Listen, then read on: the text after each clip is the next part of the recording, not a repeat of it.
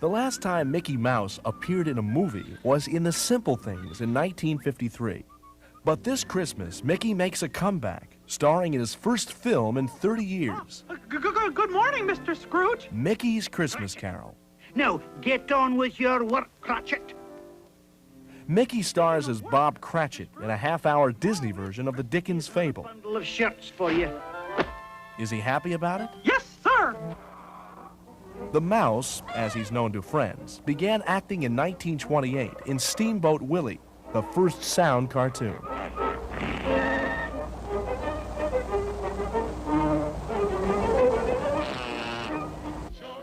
At the tender age of 5, he was the toast of Hollywood.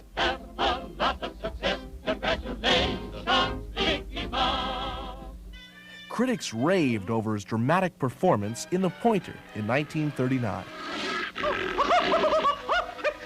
It's you. That is you. Ain't it? I mean, isn't it? Well, I'm Mickey Mouse. You know, Mickey Mouse. I hope you've heard of me. I hope. And most agree his 1941 role as the Sorcerer's Apprentice in Fantasia was the zenith of his acting career.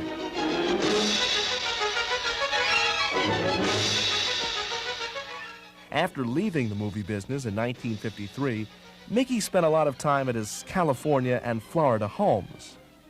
He was known to have been deeply grieved in 1966 by the death of his close friend, Walt Disney. However, he didn't avoid the limelight. In recent years, he's been seen with celebrities, dignitaries, and skating with an ice show. And this holiday season, everyone gets a gift. After 30 years, Mickey Mouse is back in the movies. And a bah humbug. I mean, a Merry Christmas to you.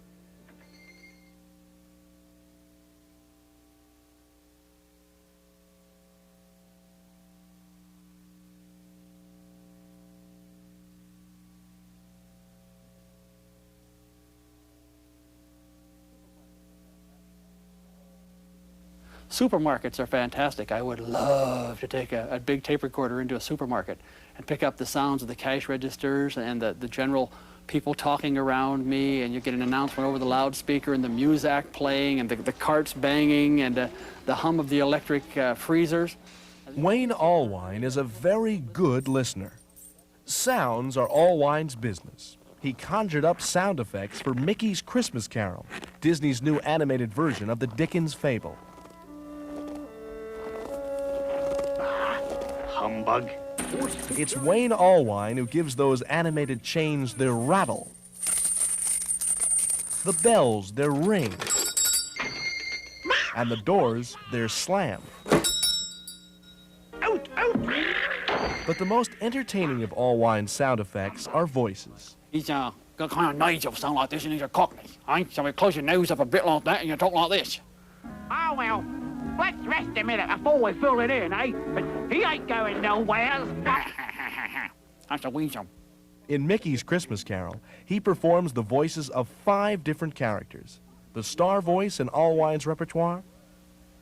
Why, Merry Christmas, Mr. Scrooge. Mickey Mouse. Why, Mr. Scrooge. Merry Christmas. Well, won't you come in? They auditioned everybody in town. All the big-name actors and actresses were coming in, and finally somebody remembered old Bimbo up in the music. Oh, yeah, him. Let's give him a shot, too. And I came down, and I got the job. Wayne Allwine is one man who's part mouse and proud of it. To see what Mickey means to the children, that's where it's at for me. You know, to fulfill this imaginary image or fill the shoes of this image that projects nothing but positive and good.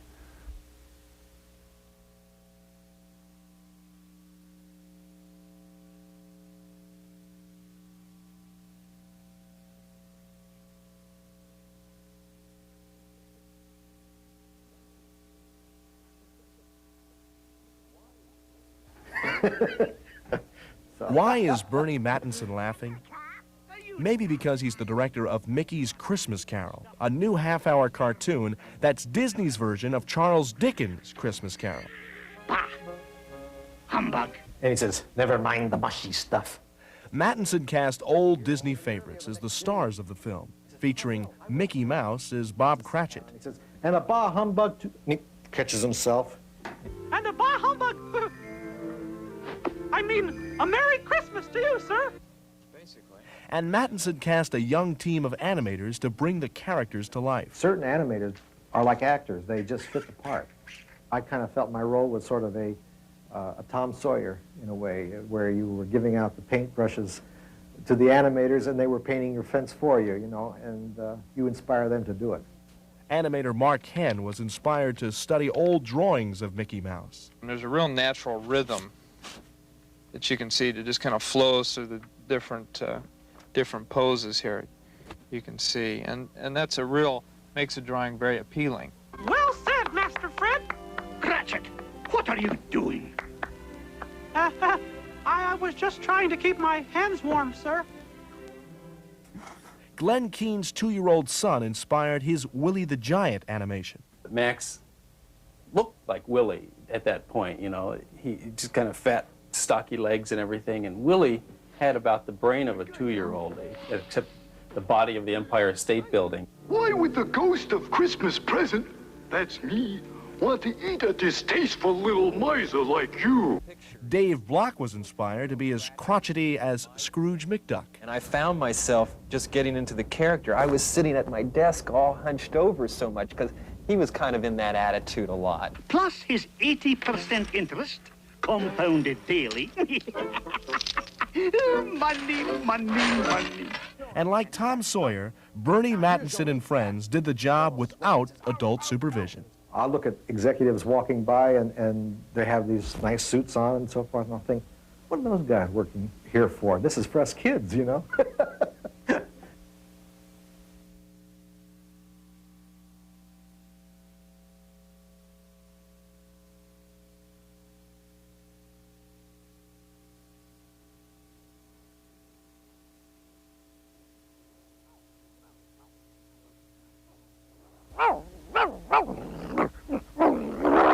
Remember the boys who drove school teachers crazy? The ones who cracked up their classmates with funny faces and oddball sounds?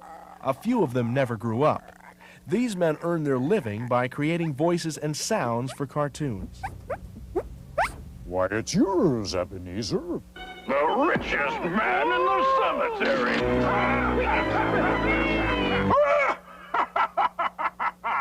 They're the voices behind Mickey's Christmas Carol, Walt Disney Pictures' animated telling of the famous Dickens fable. Give a penny for the poor, governor. A penny for the poor, governor, a penny for the poor. The most famous of Wayne Allwine's many voices is Mickey Mouse. Why, Mr. Scrooge! Merry Christmas!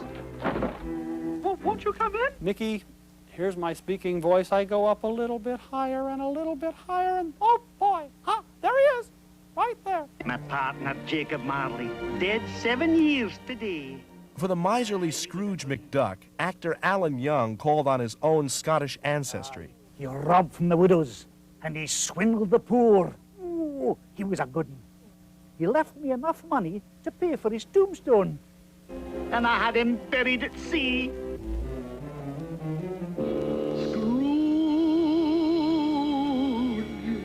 Scrooge McDuck.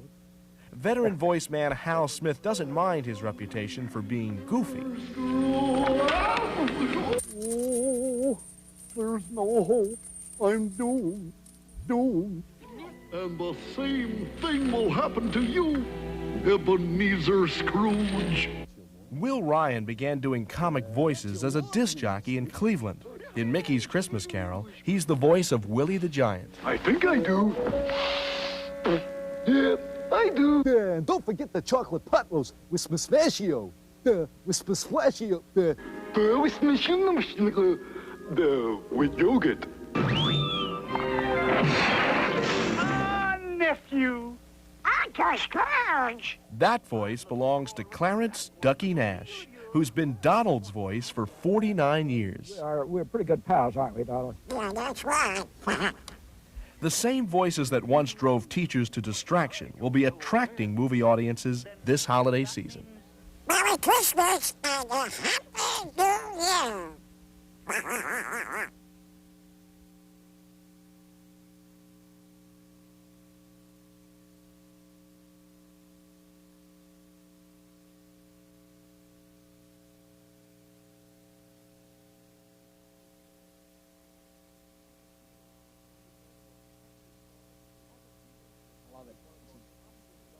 As a teenager, he was one of the most popular stars in moving pictures. But in 1953, at the age of 25, he gave up his acting career. Today, he's attempting a comeback. Why, Merry Christmas, Mr. Scrooge. His name is Mickey Mouse. Good morning, Mr. Scrooge. And this Christmas, he'll be appearing in a movie for the first time in 30 years, Mickey's Christmas Carol. Bah, you used a piece last week. Now, get on with your work, Cratchit. Mickey stars as Bob Cratchit in a half-hour Disney version of the Dickens fable. Wayne Allwine is the voice of Mickey Mouse. Mickey, here's my speaking voice. I go up a little bit higher and a little bit higher, and oh boy, there he is. Allwine is only the third person ever to do the voice. The second was sound effects expert Jimmy McDonald. And the first was Mickey's mentor, Walt Disney. Legend has it that Disney discovered Mickey on a cross-country train trip in 1928. That same year, Disney cast his protege in Steamboat Willie, the first sound cartoon.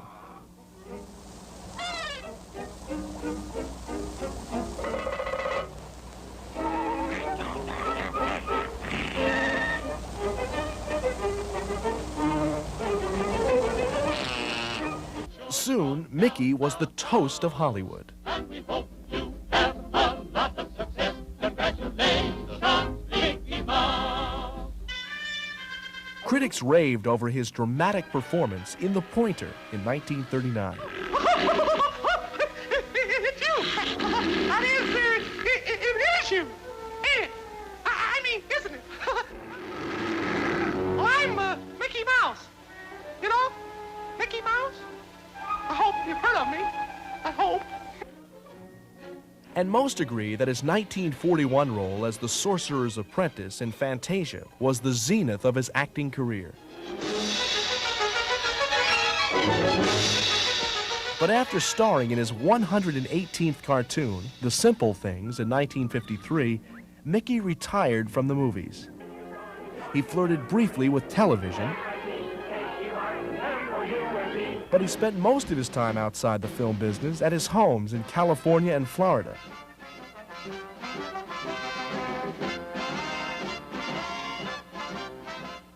He was known to have been deeply grieved in 1966 by the death of the man who discovered him. And many people, including Frank Thomas, who animated some of Mickey's best performances, wondered if we'd ever see him in the movies again. He's had some rough times in the last 30 years. And I find myself saying, well, this is no Mickey Mouse operation. And so, what have I said? So I'm glad to see him coming back. Why, Mr. Scrooge, Merry Christmas. After 30 years, Mickey is back on the screen at last in Mickey's Christmas Carol. People would want to know, why don't you use him? Why don't you get him out there? Director Bernie Mattinson came up with a script that lured Mickey back into pictures. This is a time for giving, a time to be with one's family. That would be Mickey, you know. He would never stand up and tell him off or anything. Donald Duck would, but not Mickey. I don't care. I said Merry Christmas. Merry Christmas. Well said, Master Fred. Cratchit, what are you doing?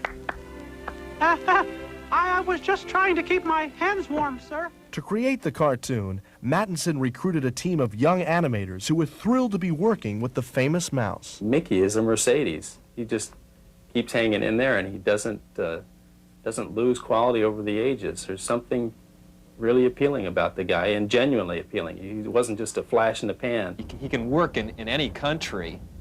He doesn't really have a nationality. I think it's because he's sort of an everyman character. He's a character that people can relate to through his sensitivity to other characters and his resourcefulness. And I think that people sort of like maybe a Jimmy Stewart of the animation world. And some of Mickey's favorite sidekicks have joined him in the movie, including Goofy as the ghost of Jacob Marley.